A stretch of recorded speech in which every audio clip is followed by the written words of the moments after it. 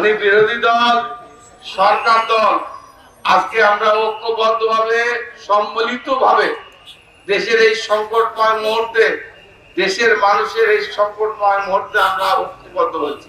বর্তমান সরকার আপনারা জানেন মানে ভঙ্গুর অর্থনীতি, আমার মুরব্বীরা শুনেন, সবচেয়ে খারাপ এক অবস্থার মধ্যে দিয়ে আমরা রাষ্ট্রীয় ক্ষমতা গ্রহণ করেছি। আপনারা দেখেছেন ইরান আমেরিকা যুদ্ধের কারণে সারা পৃথিবীতে তেলের দাম বেড়ে গেছে, তেলের সংকট দেখা দিয়েছে। এই সংকট আপনারা দেখেছেন তারেক রহমান প্রধানমন্ত্রী, উনি আমাদের নেতা, উনি সংসদে বলেছেন 200-র বেশি সার্ভিস ও ফিচারে লেনদেনের সব বিকাশ অ্যাপে সম্ভব।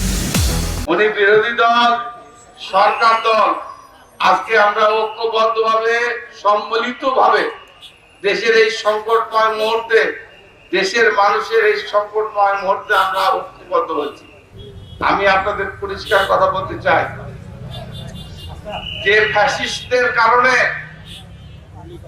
আমরা আজকে পিছিয়ে গেছি অর্থনৈতিক ভাবে, যে ফ্যাসিস্টদের কারণে এই নলডাঙ্গা সন্ত্রাসী রণক্ষেত্র ছিল, যে সন্ত্রাসীদের কারণে বাসিদপুর নলডাঙ্গা নাটোর রণক্ষেত্র ছিল, এই সন্ত্রাসীদের তাদের সাথে আমাদের কোনো আপোষ নাই।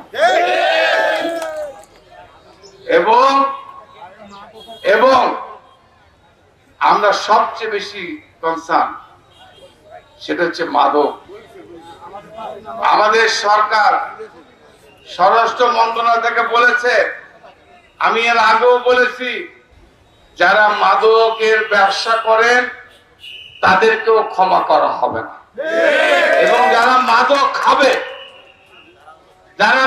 খাবে পুলিশ ভাইরা এখানে আছেন, আপনাদেরকে আমি আহ্বান জানাচ্ছি, নির্দেশ দিয়ে যাচ্ছি, শুধু মাদক ব্যবসায়ীকে গ্রেফতার করলে হবে না, যারা মাদক খাবে তাদেরকেও গ্রেফতার করে জেলে পাঠাতে হবে।